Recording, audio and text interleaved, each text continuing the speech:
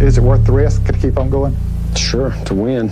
I mean, that's what we've always done. The money's never been a factor. We raced when we didn't have any. Jeff Gordon and Dale Earnhardt Sr. were two of the biggest names in NASCAR, and their rivalry was one of the strongest the sport has ever seen. They had it all: speed, talent, and fans who stood firmly on either side. Some supported Dale, others stood with Jeff, and everyone had an opinion. For years, people wondered what Jeff really thought about this rivalry. Now he's finally spoken up about who he thinks was the better driver. His words have upset a lot of fans and brought back old feelings. So, what did he say? And why say it now? Join us as we look into the controversies behind Jeff's comments, the rivalry that reshaped NASCAR. Before Jeff Gordon made that famous statement about Dale Earnhardt, their story was already changing the National Association for Stock Car Auto Racing in ways no one expected. You see, the National Association for Stock Car Auto Racing had many great drivers, but when these two, Dale Earnhardt and Jeff Gordon, from very different backgrounds started racing against each other, they brought something new and exciting to the sport. Their rivalry was the spark NASCAR needed, and together they changed the game forever. And years later, Jeff Gordon would say something about Dale Earnhardt that no one expected. But to truly understand it, we need to go back to where their rivalry began. So stay with us till the end of this video, because this is something you don't want to miss out on. Dale Earnhardt was born on April 29, 1951, in Kannapolis, North Carolina, a small mill town where racing was part of life. His father, Ralph Earnhardt, was a well-known local racer, so Dale grew up around cars and speed. From a young age, he learned to be tough and fearless on the track. That's how he earned the nickname, the Intimidator. Always dressed in black, Dale raced hard and pushed others to their limits. Jeff Gordon, on the other hand, was born 20 years later, on August 4, 1971, in Vallejo, California. He started racing when he was just a kid, driving small quarter-midget cars and quickly showing he had great skill and speed. Unlike Dale's rough-and-tumble southern roots, Jeff came from a more polished background. He was good with the cameras and the fans, earning the nickname Wonder Boy because of his youth and talent. These two were like fire and ice. Their personalities clashed so strongly that fans had to pick a side. There was no middle ground. The 90s were their decade. Together, Gordon and Dale dominated the NASCAR Cup Series, winning 7 championships between them. Earnhardt was chasing a record 7th title. Gordon was chasing victories, often with a smile that won over crowds. They were fierce competitors on the track and famous faces off it. Their rivalry was full of passion, the kind that creates stories people tell for years. But here's the shocker. Even though they raced against each other in 258 events over nearly a decade, they only finished first and second 7 times. And those races were electric. The first one was in 1993 at the Coca-Cola 600 in Charlotte. Earnhardt, the experienced champion, led the race, while rookie Gordon chased hard behind him. After the race, Earnhardt said Gordon was tougher than he thought. Gordon, happy to finish second to a legend, knew he was just getting started. 2 years later, Earnhardt beat Gordon on a big stage at North Wilkesboro Speedway, ending Gordon's early season winning streak. Earnhardt jokingly called him Wonder Boy, but deep down, he respected him. Their first race with Gordon finishing ahead of Earnhardt was the Southern 500 in 1995. Gordon spun out but fought back to win. Earnhardt was frustrated but determined to get better. Gordon and Dale raced hard at North Wilkesboro again in 1996. Gordon won the last NASCAR points race ever held there, a special win at a track that was closing. In 1999, their battles at Daytona and Martinsville became classic NASCAR duels, side by side, wheel to wheel. Gordon's win showed not just skill, but heart, even when his team was changing, or Earnhardt was sick with the flu. Their final first and second finish came in 2000 at Richmond. Gordon won again, but both showed why their rivalry was so legendary. These 7 races weren't just about who crossed the finish line first or second. They told a story of respect, rivalry, and the true spirit of NASCAR. But it was not all about the rivalry, because behind that phase lies a very deep friendship that many did not know about. So let's get into it. The friend behind the rivalry. For many people, Jeff and Dale's relationship was all about winning trophies and proving who was the best, but in reality, it was about so much more than that. At first, Dale didn't care much for Jeff, and Jeff knew it. He was the new kid, and Dale made sure he felt it. But as time went on, something shifted. In 1996, the two traveled to Japan for a special race. Afterward, they ended up having dinner together at a steakhouse in Tokyo. They sat around a grill as the chef cooked shrimp. And then Dale looked at Jeff, picked up a shrimp head, and told him to eat it, for good luck. Jeff hesitated, but he did it. Dale laughed hard and poured him a drink, vodka and grapefruit juice. Something clicked that night. For the first time, they weren't just two rivals on opposite sides of the garage. They were two people, halfway across the world, sharing a strange meal and laughing together. That moment mattered more than people think. Jeff looked up to Dale, even when they clashed on the track. Dale wasn't just fast. He knew the business. He knew the fans. And as the years passed, he began to show Jeff things. Not through big speeches, but in small ways. A tip here, a nod there. Dale had built his name from nothing, and in some way, he wanted Jeff to understand what that really meant. When Jeff won his first Cup championship in 1995, he made a small joke of his own. During the awards banquet, he lifted a glass of milk to toast because Dale had once joked that Jeff would probably celebrate with milk instead of champagne. That night, Jeff leaned into the joke, but Dale didn't take offense. He stood up and smiled. He raised his glass too. Because even if Dale didn't say it out loud, he respected the kid. So, although their rivalry was tough, they battled hard. Sometimes they bumped fenders, traded paint, got under each other's skin. But through it all, they shared something few understood. They made each other better. The challenge, the chase, the competition, it pushed both men to new heights. And then came Daytona, 2001, the race that changed everything. Dale Earnhardt died on the final lap. Just like that, he was gone. The garage fell silent. Fans cried, and the sport lost more than just a driver. It lost its heart. Jeff didn't just feel it as a competitor. He felt it as a person. Later that season, when he won at Phoenix, he didn't take a victory lap in celebration. He took it in honor. Out the window of his car flew a black flag. On it, the number 3. It was a simple gesture, but it said everything. Even after Dale was gone, Jeff kept his memory alive. In interviews, in stories, in moments. He often talked about how Dale helped shape him, not just as a racer, but as a man. Dale never made it easy for Jeff, and Jeff never expected him to. But he knew Dale saw something in him. That's what made it real. There's a documentary now that tells their story, called Unrivaled. To many, it's just a story.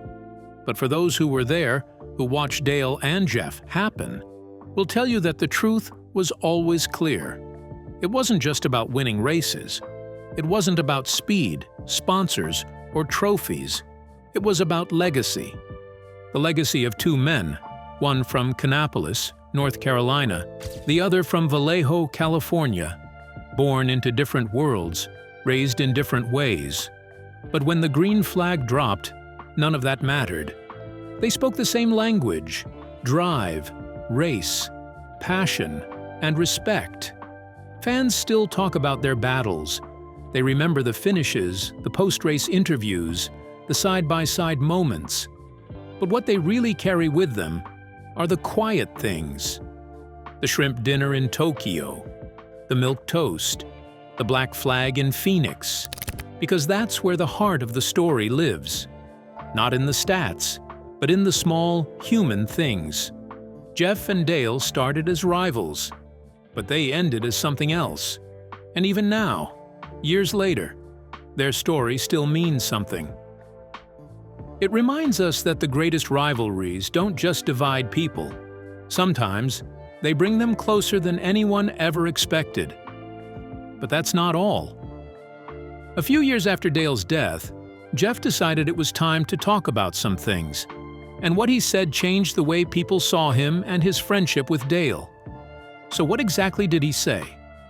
Let's find out. Jeff Gordon's confession. Years after Dale Earnhardt's passing, Jeff Gordon finally decided to open up. For a long time, he had been respectful and careful with his words, never stepping on the memory of his former rival. It was a silence born of respect and the weight of history. Gordon understood the large shadow Dale cast over NASCAR and the intense loyalty he commanded among fans and peers alike. But then came a moment when Gordon sat down, looked back at his career, and chose to speak honestly, not as a tribute, not as a rival, but simply as a driver who had lived it, who had been in the thick of the sport during a transformative era.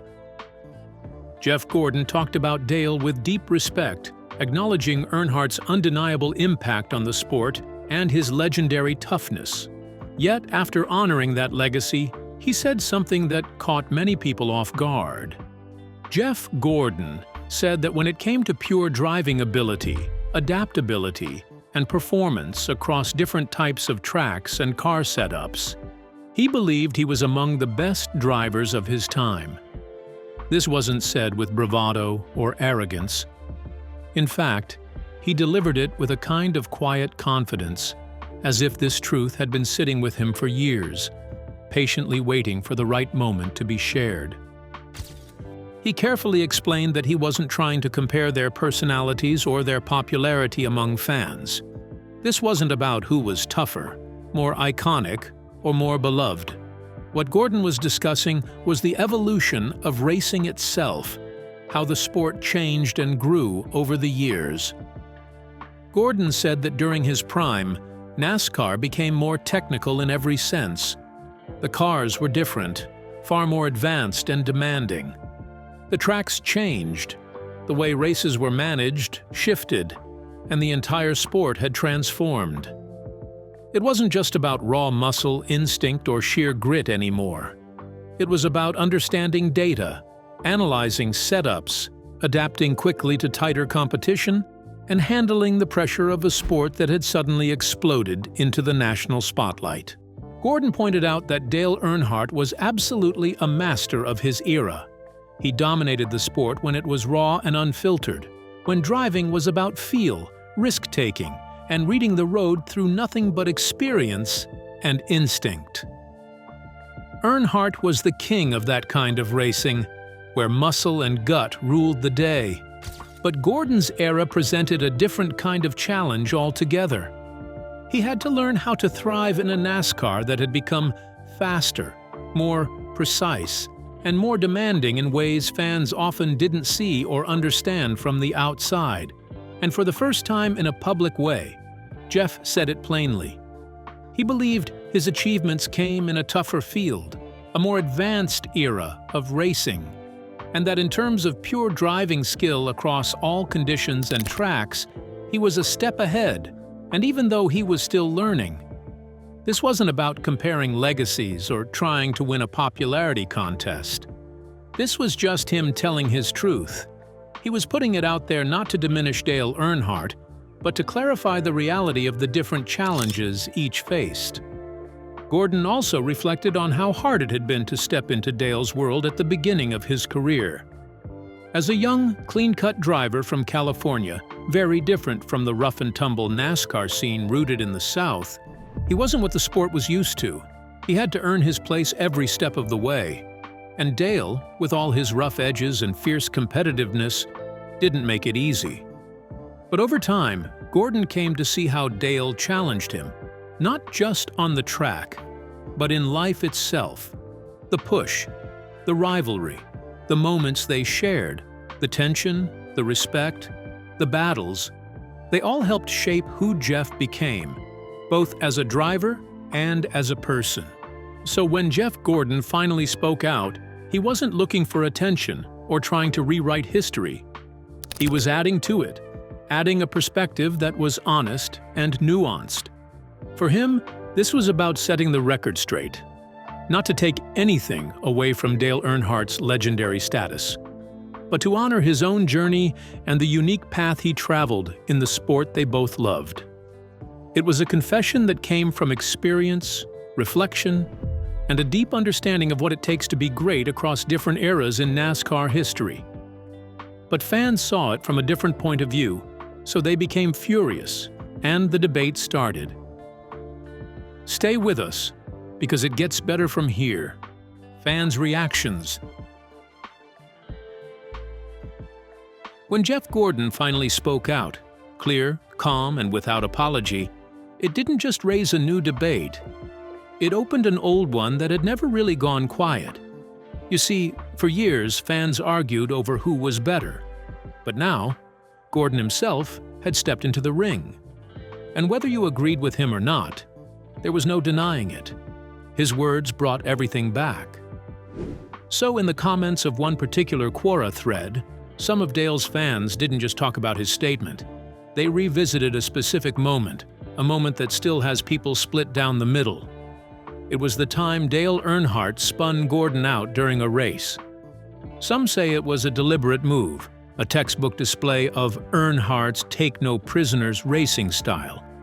Others defend it as hard but fair, a reminder that when you race against the intimidator, you'd better be ready for some contact. What caught people off guard wasn't just the spin, it was how Gordon reacted. He didn't retaliate, he didn't rant, he moved on. That attitude won him admiration from many, but it also led to criticism. Was he too soft? Too respectful? Some fans say that moment proved Gordon didn't just race differently, he thought differently. He came from a generation where professionalism mattered just as much as aggression. But there's a deeper layer here, one that speaks to why the backlash to his recent comments was so intense. For many longtime fans, Dale Earnhardt Sr. wasn't just a driver, he was a way of life. He represented grit, rebellion, and Southern pride. He drove like every race was personal, and he didn't need to explain himself. So when Jeff Gordon, the clean-cut Californian who was once booed at every track outside of Sonoma, said he thought he was better behind the wheel, it felt like he was rewriting the story. And that didn't sit well with everybody. The truth, though, is that Gordon wasn't trying to rewrite anything. He was simply telling his side. And for a new generation of fans, and even some longtime ones, it made sense. Jeff didn't come up the same way Dale did. He didn't have to. The sport was changing, and Gordon changed with it. He mastered setups, adapted to different cars, and excelled on a wider variety of tracks than most drivers before or since. As analyst David Smith pointed out, Jeff Gordon led laps on 33 of the 36 tracks he raced on in his full-time Cup career, a sign of versatility few others matched. Still, none of that stopped the storm that followed. On social media, in forums, in garages, fans were fired up. Some posted side-by-side stats. Others dropped video clips of Earnhardt's most aggressive stunts. A few tried to bring calm to the chaos, saying what many forget. Gordon and Earnhardt may have been rivals, but they also respected each other deeply. That's really where the heart of the debate lies. It's not just about statistics, it's about style. Earnhardt was bold, raw, and unapologetically intense. Gordon, on the other hand, was refined, calculated, and precise. As one fan pointed out, the difference was simple. Dale drove like he had something to prove, while Jeff drove like he already had. And in those words lies the whole debate. Fans also started comparing their rivalry to what NASCAR looks like today. Many felt the Gordon versus Earnhardt era was the last time the sport felt real. Back then, rivalries were messy. They were personal. Today, some say everything feels more managed, more brand safe, more corporate. Drivers shake hands. Teams issue PR statements. And while that professionalism is necessary, something about it just feels colder. So that's why Gordon's comments struck such a nerve. Because they didn't come from a press release. They came from experience, from pain, from years of racing wheel to wheel with a man who never let him off easy. Fans aren't just reacting to what Jeff said. They're reacting to what it reminds them of. The fire, the fights, the golden age. And maybe that's what makes this rivalry live on. Because it was never just about who crossed the finish line first. It was about what they represented. Two different men, two different worlds, and one unforgettable era of racing. What are your thoughts on the rivalry between Jeff Gordon and Dale Earnhardt Sr.? Do you believe Jeff was justified in his recent statement? And how do you view the reaction from fans? Share your thoughts in the comments below. Remember to like, share, and subscribe for more. Also, click the following video shown on your screen. You will enjoy it.